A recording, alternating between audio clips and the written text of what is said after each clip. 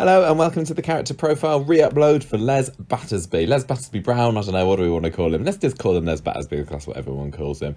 This was taken from episode 56 of Coronation Street, so way back in 2013 we recorded this, and we are now uploading it this week for your listening pleasure. Why, Gemma? Why Les Battersby? Why now? Where is Les? And his grandchild is sick. I know. Dying in hospital. It's like he doesn't care. He has got a grandchild. Young Ollie is on death's door. Don't tell Leanne, but he is.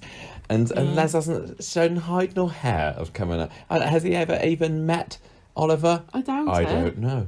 I don't know. Maybe he's like, it's a bit late now for introductions, so I'll just come to the funeral. Let's just as long as it's a private ceremony and they don't film it. Well, the last time that we saw Les on Coronation Street, he was going off to do a ZZ Top tribute band, as far as I remember, ZZ Top of the Morning. Yeah. So maybe he's off quarantining abroad somewhere or something like that. You're spoiling some of the content to come, Michael. Or maybe he is just a bit of a layabout, which I believe he is quite well known for. You can't be so lazy that you can't even be bothered to visit your terminally ill grandson.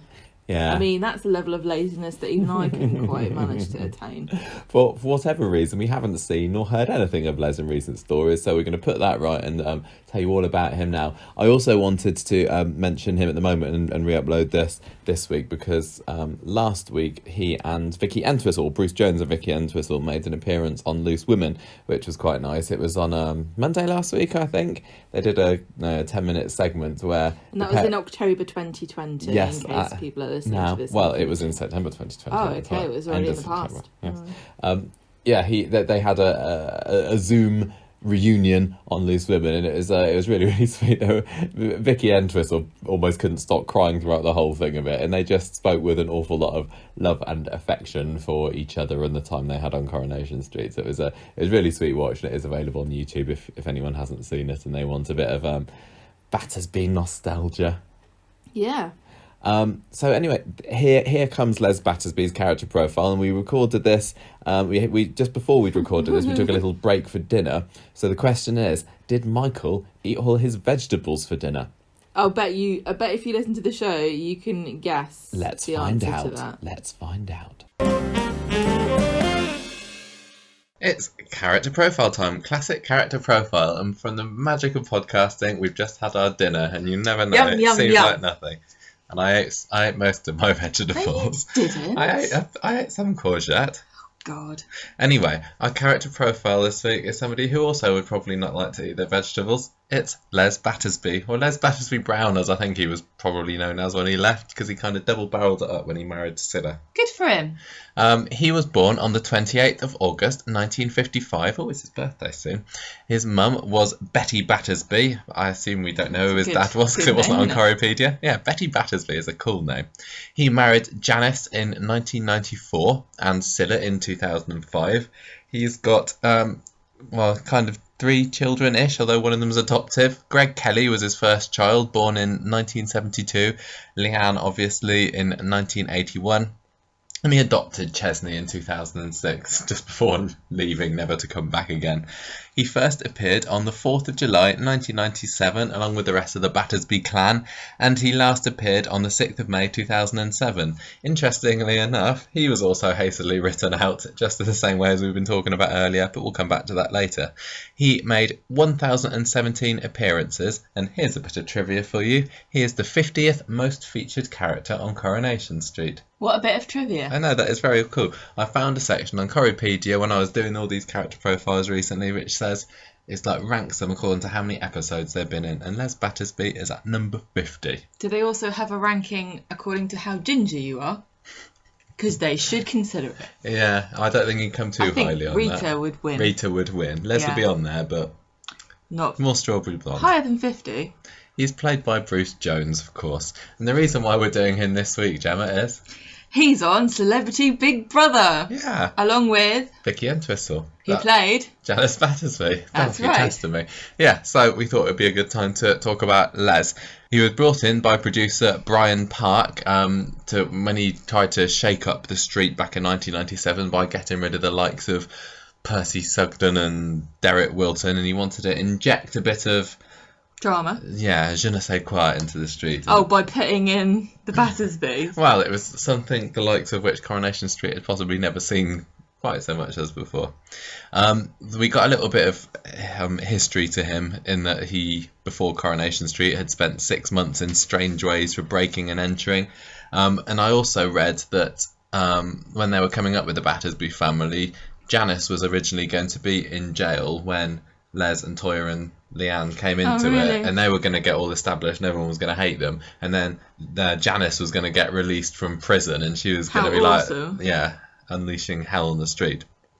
But anyway, 1997, he arrived with a family after number 7 was bought by the council. Straight away he clashed with the neighbours, particularly memorably Curly Watts, who he nutted after Curly went and threw... Who wouldn't nut Curly? The girl's ghetto blaster out the window. Ghetto blaster. Or whatever it's called. It was the 90s. I don't know. Yes, they had ghetto blasters in the 90s. There was also a hilarious storyline where he spied on all the other families by crawling along into the loft spaces, which are apparently all joined up on Coronation Street. Yeah. In the old days, the old terrace houses just had one big loft. Yeah, and there was like Emily was noticing that somebody had come into their house and was watching TV, and I think there was something missing as well. And Percy Sugden got freaked out by this and decided to leave. And it all turned out that it was Les who was screwing around. Yeah, trying to get all their TV energy stuff. Energy stuff? He was some kind of poltergeist that's feeding off electronics? That also led to a hilarious scene where Ken was chasing after him on the attic and he fell through the ceiling right on top of Nick and Leanne, who were partially dressed in their bedroom. I don't care to know that. There was also the very famous Christmas turkey incident in 1997. They really made them up. What can you say about that then? Well, he just ran over a turkey. Yeah, that was definitely. What else is there to say? He bought a turkey with the intention of bringing its neck to eat for Christmas, and then Toyah was like, "Oh, Dad, or Les, you can't do this." So the turkey escaped, and then got run over. Sadly knocked over in quite a shocking stunt. Yeah, and they still ate it anyway, even though, according to Toyah, there were still tyre marks on it. So by the end of 1997... I distinctly saw it, only its head came off. In the end of 1997, everyone hated the Battersbys. I think whether you lived on the street or whether you were just a viewer, they weren't very popular. Really? Well, there was so much in the news where everyone was saying these aren't right for Corrie. Corrie isn't about this kind of family. But actually, I think they're looked back on pretty fondly now, and I think it was a shake-up that Coronation Street needed. Well, as we've mentioned, both these actors who played Les and Janice have just appeared on Celebrity Big Brother. Yeah. And everybody, pretty much, apart from the Americans, knew who they were and voted them the two most famous people in the house. Celebrities in the house, which is not saying much, to be fair, but still everyone seemed to be quite deferential and respectful towards them because of their role on Corrie, which is funny because they weren't playing respectful characters, but yet somehow they've got this really much loved position just from this role. I think lots of people do look back quite fondly on them. So moving on to 1998, we got introduced to another one of the Battersby clan. Well, kind of. He was the long-lost son of Les, Greg Kelly, and he was a nasty bit of work. Les tried to get back with his mum Moira, who he'd had this fling with in the 70s, although was rebutted by her. I think she was really rich or something, and she didn't quite like the idea of horrible scallywag Les going after her. He was also banned from driving for 18 months that year after crashing his car while drunk.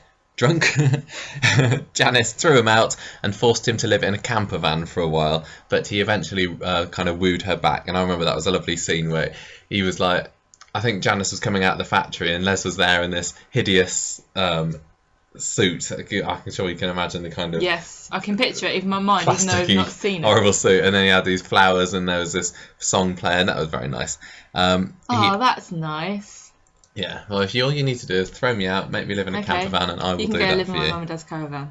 During a hospital visit later that year, after he dropped a cobblestone on his toe, I think he was trying to ply up the cobblestones because he realised how much they were worth, he stole some drugs from the trolley and he overdosed. That's terrible. Yeah, what was worse is he blamed Martin Platt for it, which lost him his job.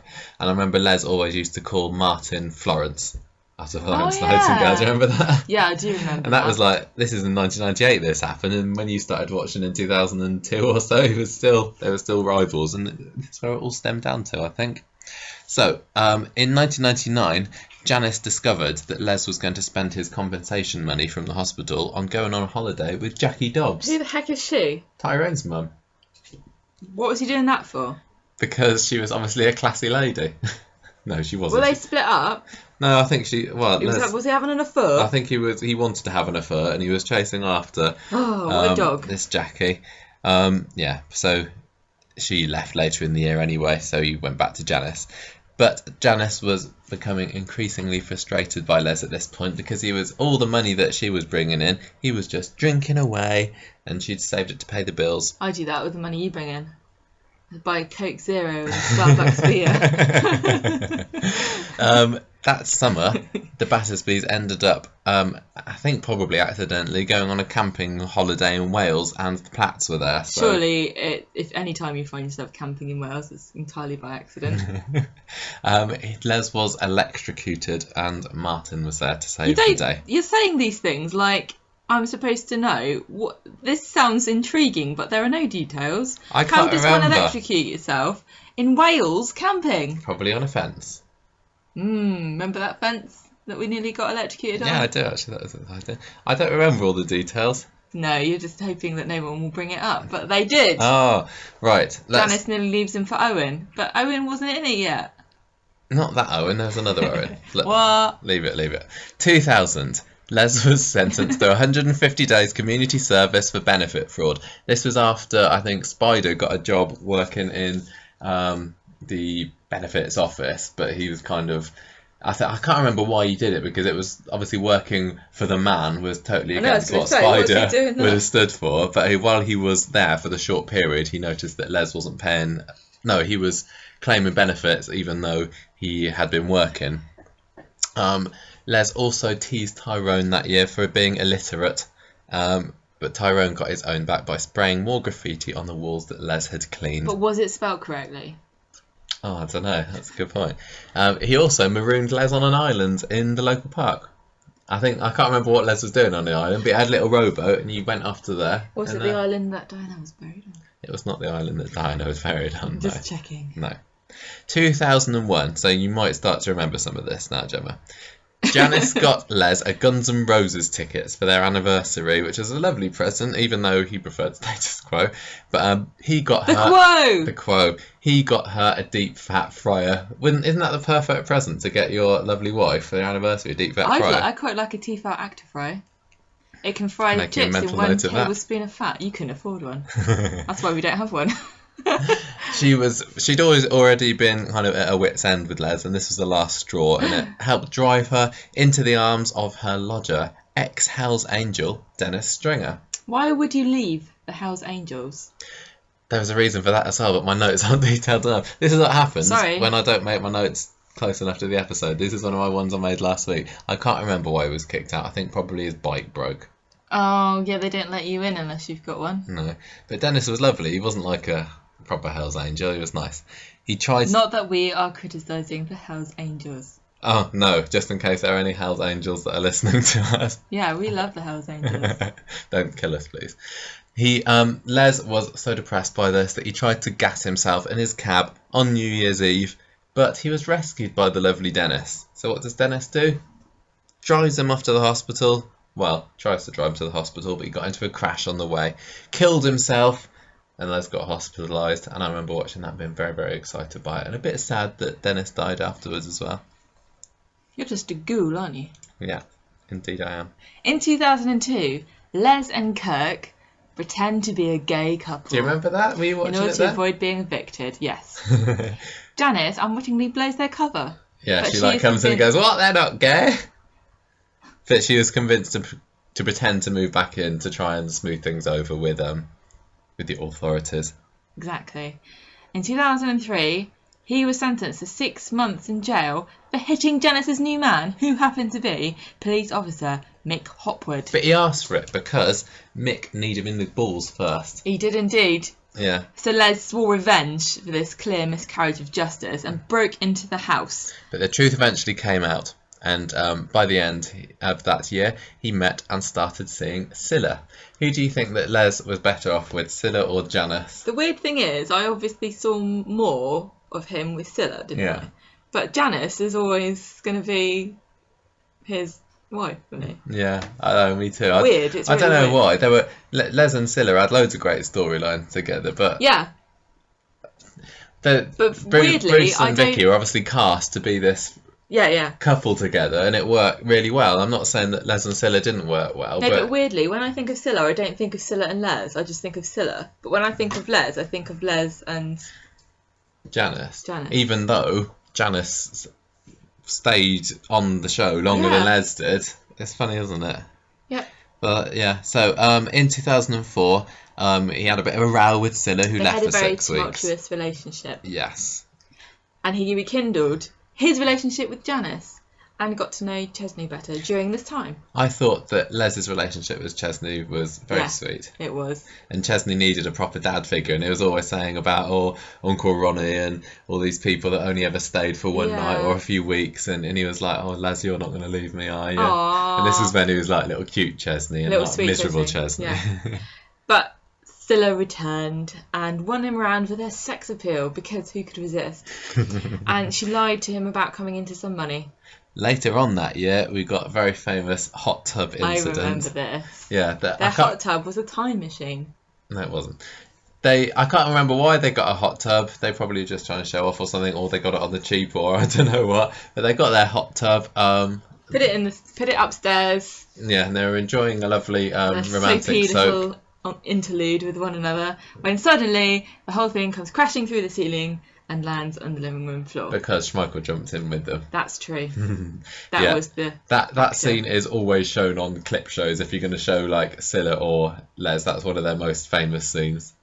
I wish we'd been like recording a podcast then. We'd have been raving about that scene back then. What happened next? So, the next year was when it was all building up to Les and Cilla's wedding, and we got to find this bizarre story about how Les beat up. No, he was beaten up. He was beaten up by Francis Rossi from Status Quo in retaliation for Les attacking him back in a gig in the 80s.